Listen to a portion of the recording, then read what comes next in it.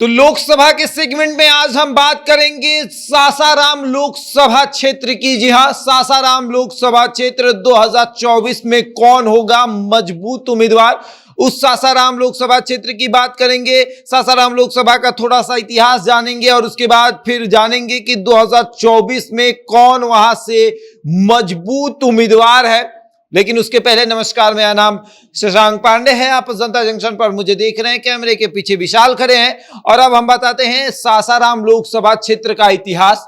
ज्यादा पुराना इतिहास नहीं जानेंगे, 1991 से ही जानेंगे।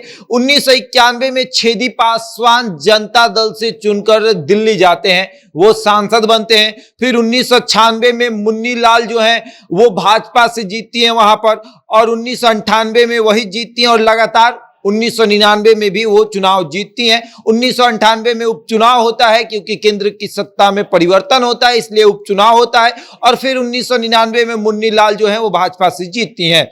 और उसके बाद अब आते हैं 2004 में। 2004 में मीरा कुमार वहां से कांग्रेस से सांसद बनती हैं। 2009 में भी मीरा कुमार जीतती हैं, लेकिन 2014 में एक बार मोदी लहर में छेदी पासवान फिर से जीत जाते हैं, लेकिन इस बार इनकी पार्टी अलग रहती है। 1991 में इनकी पार्टी जनता दल रहती है, लेकिन 2014 में इनकी पार्टी बीजेपी हो जाती है। फिर 2019 में भी इनकी पार्टी बीजेपी ही रहती है और छेदी पासवान ही वहां से चुनाव जीतते हैं। ये तो इतिहास हो गया।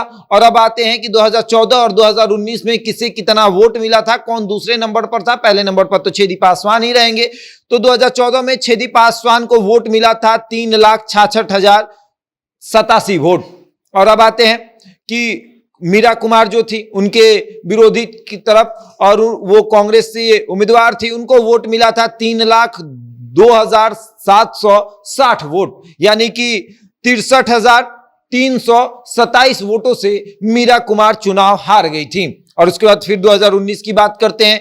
2019 में छेदी पासवान को वोट मिला था 4,94,800 वोट। वहीं दूसरी तरफ मीरा कुमार को वोट मिला था 3,29,055 वोट, यानी कि 1,65,745 वोटों से वो चुनाव हार गई थी। ये तो पूरा मामला हो गया। और अब आते हैं कि 2024 में कौन कौन है लड़ाई में। 2024 की लड़ाई वहां बहुत दिलचस्प होने वाली है, क्योंकि दोनों गठबंधन के पास दो दो उम्मीदवार हैं। दोनों गठबंधन ये देख रहा है कि किसको उतारना है और किसको नहीं उतारना है। हम सासाराम लोकसभा क्षेत्र की बात कर रहे हैं, और सासाराम लोकसभा में अभी आपको वहां पर छेदी पासवान सांसद हैं।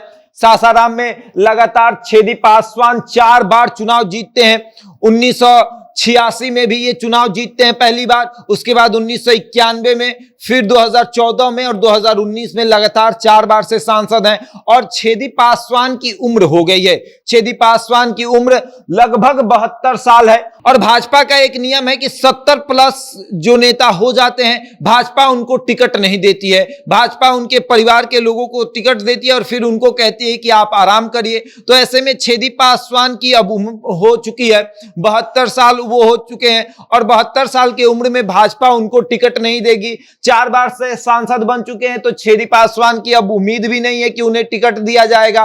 तो इस बार भाजपा से सासाराम से कौन उम्मीदवार होगा, सबकी नजर वहां है। तो उम्मीदवार 2 है।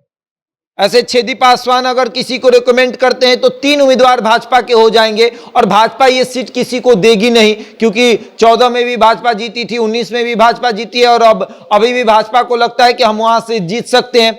और सबसे बड़ी बात है कि बक्सर से सटा हुआ ये लोकसभा क्षेत्र है और बक्सर में भी भाजपा का दबदबा है। तो ऐसे में अगर आप देखें तो वहां पे 2 उम्मीदवार भाजपा के हैं। पहले उम्मीदवार का नाम है आपको शिवेश राम। शिवेश राम जो है कि मुन्नी लाल के बेटे हैं। मुन्नी लाल लगातार भाजपा से सांसद हैं, उन्हीं के बेटे हैं। और अब आते हैं कि दूसरा नाम कौन है, तो दूसरा नाम है संजय पासवान, जो कि भाजपा के एमएलसी हैं। तो संजय पासवान पर भी भाजपा जो है वो दांव खेल सकती है। संजय पासवान वरिष्ठ नेता हैं भाजपा के, लगातार भाजपा में सक्रिय राजनीति किया है इन्होंने। और उसके बाद अब आते हैं कि इंडिया जो गठबंधन बना है उसके तरफ कौन है, तो इंडिया गठबंधन में ये जो सीट है वो कांग्रेस के पाले में जाएगा, और कांग्रेस ये सीट जो है वो टिकट अपने इस सीट से मीरा कुमार को देगा। मीरा कुमार वहां से 2 बार सांसद रही हैं, और अगर मीरा कुमार को ये टिकट नहीं मिलता है तो मीरा कुमार अगर किसी को रिकमेंड करेंगे तो उसका नाम होगा मुरारी प्रसाद गौतम। जी हां, मुरारी प्रसाद गौतम, जो कि अभी बिहार सरकार में पंचायती राज मंत्री हैं, इनको भी टिकट दिया जा सकता है। और सबसे तो बड़ी बात है कि मीरा कुमार को पहले नंबर पर रखा जाएगा। मीरा कुमार को अगर टिकट नहीं दिया गया तब जाकर मुरारी प्रसाद गौतम को टिकट दिया जाएगा, दूसरे नंबर पर है। और ठीक उसी तरीके से है, और अगर शिवेश राम को टिकट नहीं दिया गया तो दूसरे नंबर पर संजय पासवान है। संजय पासवान को दूसरे नंबर पर रखा गया कि अगर इनको ना दिया जाएगा तो इनको दिया जाएगा। लेकिन और एक नाम और चर्चा में है, चर्चा में जेडीयू की एक नेत्री है, उनका नाम है नेहा नटराजन। नेहा नटराजन जो है कि जिला पार्षद हैं और वो जेडीयू की नेत्री हैं, तो उनका भी नाम चर्चा में चल रहा है। लोग कह रहे हैं कि उनको भी टिकट दिया जा सकता है, लेकिन कांग्रेस प्रयास करेगा कि ये सीट जो है उसी के पाले में रहे और मीरा कुमार को उम्मीदवार बनाया जाए। मीरा कुमार पर कांग्रेस को हमेशा से भरोसा रहा है, और अगर मीरा कुमार कहती हैं कि हम चुनाव नहीं लड़ेंगे तब जाकर मुरारी प्रसाद गौतम को ये सीट जो है वो दिया जाएगा, यहां से टिकट दिया जाएगा। अब देखते हैं कौन कौन है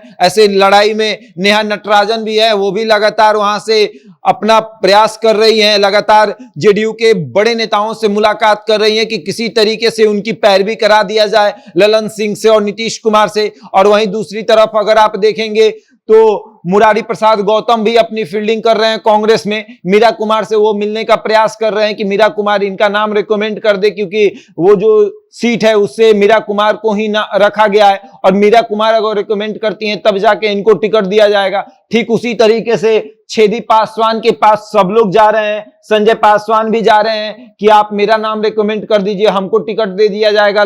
बहुत दिन से एमएलसी हैं, कम से कम सांसद बन जाएंगे सासाराम से। तो देखिए अब क्या होता है। सब लोग लगे हुए हैं फील्डिंग में, और तमाम पार्टियों के पास अपने अपने उम्मीदवार हैं। गठबंधन के पास 3-3 उम्मीदवार है, सब गठबंधन के पास उम्मीदवार हैं। भाजपा के पास ही सिर्फ 3 उम्मीदवार है, और अगर आए तो कांग्रेस के पास भी 2 उम्मीदवार है, जेडीयू के पास भी उम्मीदवार है। राजद भी प्रयास करेगी कि उसके भी उम्मीदवार वहां से ताल ठोके। आगे देखिए क्या होता है। बहरहाल इस खबर में इतना ही, बने रहे हमारे साथ और देखते रहे जनता जंक्शन।